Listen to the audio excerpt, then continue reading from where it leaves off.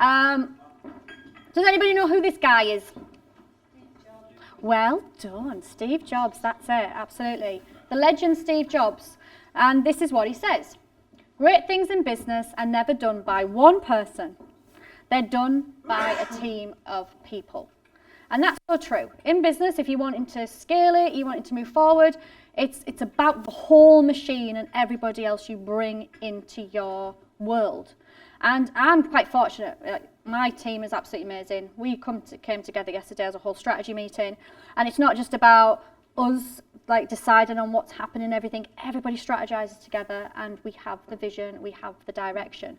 And I think that's so important, because if you want to do great things, you have to make sure you have the right people around you.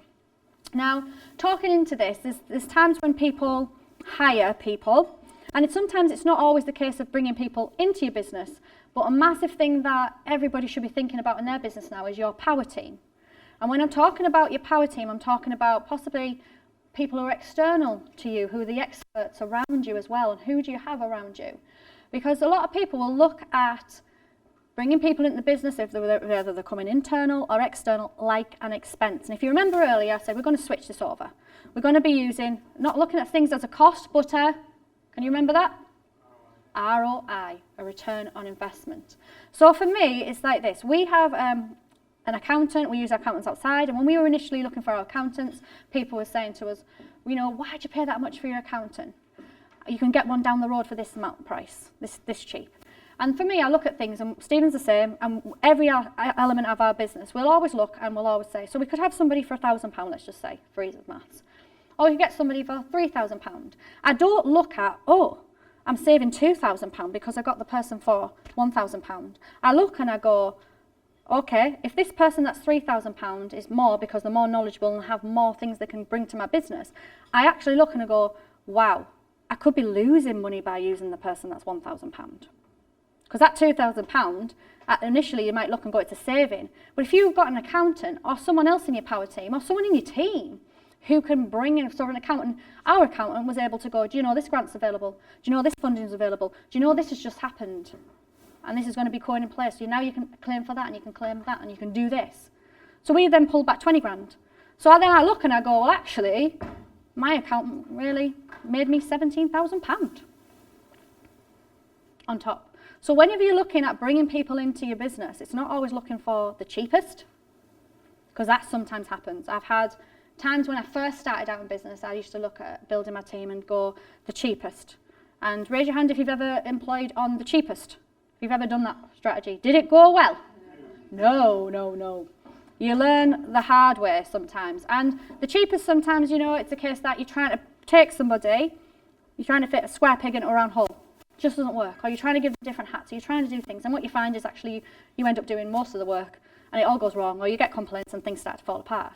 So a lot of people hire on cheapness. A lot of people also hire under pressure. Has anybody hired under pressure, like, holy shit, I can't manage all this? Yes, we've all done it. And then you go out and you go hunting and you bring somebody in, you don't even have the time to onboard them, you don't have the time to upskill them properly in the business, and then you look and go, why aren't they doing the job? Why? It's like, well, you haven't told me what it is. So with regards to bringing in people, there's a way to do it and how to hire people. And for me, whenever I'm looking at expanding the team, I don't look for the cheapest, and I don't look till we're under pressure. What I do is a case of looking at my business and going, what does my business need right now? So we always look and go, because it's always not a cost, it's an ROI. So if I look at myself, and my biggest job is actually sacking myself. That's my biggest job. I go through all my businesses and I look at my role in my business, and if I'm doing something that somebody else can do which costs less than me, guess what? I'm sacking myself.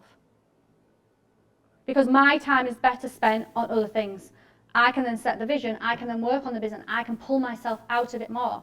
So, I'm trying to sack myself from everything. And Stephen says, come on, get back in there.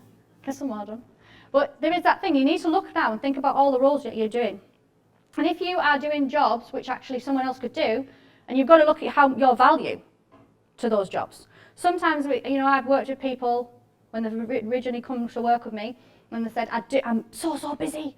I don't have a minute, I'm quoting all night, I'm working all weekends, and I don't have any time to myself. And I said, well, let's have a look and we'll strategize and get somebody in initially. And it's like, oh no, because I can do it right, and it's going to cost me this amount of money. And then when we start to look and I go, okay, let's just strip that back, and let's just look at it a little bit deeper.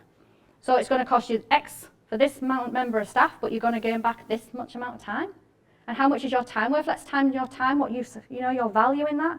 And they look and they go, holy shit, it's actually costing me a lot of money to do this job rather than outsourcing it.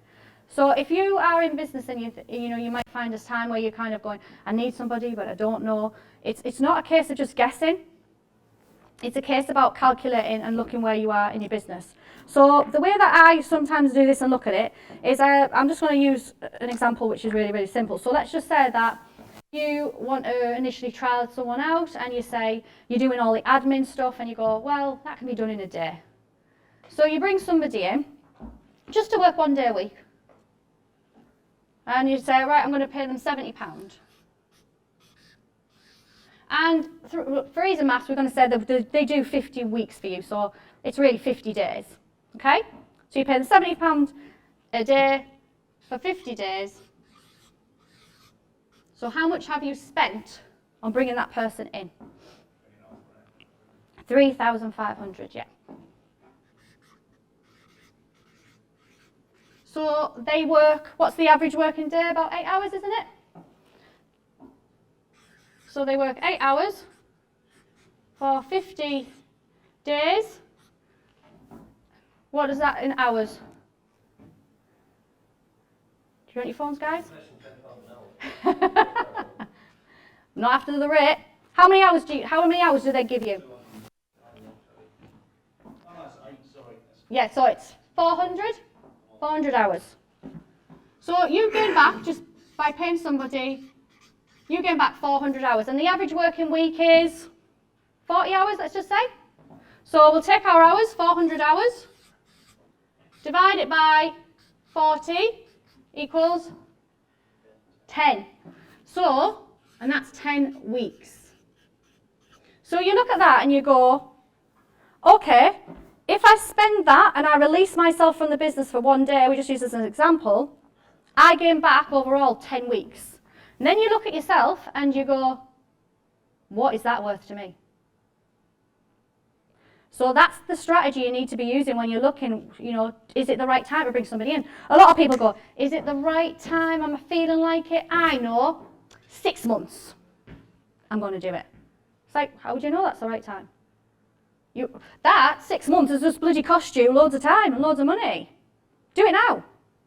So there's actual formulas and easy ways to work things out instead of just guessing. And then when you look at that, you're able to go 10 weeks and then you work out your value. What the hell can you do in 10 weeks? What's 10 weeks of your time worth? Is it worth more than £3,500? So it's actually costing you to not invest. And this is what I said about business. It's not about making guesses on things. It's actually being quite strategic in what you do and making decisions, well-informed decisions. Because a lot of the time, you can look at things as a cost when really it's the absolute opposite. You gain from it. So when you are employing people, or you think it's the time to, we had a guy once before, I told him he'd come to one of the initial very, very first meets, and he said, I haven't done this, I didn't do that because I was so busy. And I was like, well, why were you so busy? Oh, I need a member of staff. Well, when are you going to get it? I'm thinking about, maybe I'll start looking 2 months. And I was like, why 2 months? Because I think that's a good time. But why is that a good time? Because I just think it is. And when we looked at it, it was actually costing him a hell of a lot more money than that. He was losing business, he wasn't getting quotes sent back, all the other things. And when we looked, I was like, are you going to go and hire this person now? He was like, yeah, actually, it's costing me a hell of a lot of money to not to. And the crazy thing about it is, when you do it correctly, you actually save money, because it's not your time doing it, and you gain another person who can do the job. So you get an increase in profit on your time. Well, it's not only profit though, isn't it? If you go and take your 10 weeks and go, I'm tossing everything off, and I'm not doing nothing, I'm just going to go and lay in my bed and not do one thing. Well, actually, it's cost you then, because you haven't utilised your time. But if you take the 10 weeks and you go, I'm going to start like that one day, I've got a week, it's my day on the business. I'm going to start putting those plans in place that I plan to do every single week. Not only do you look at that going, well, what was that as in value as wage? What impact does that create? Because then we create compound. We start moving forward.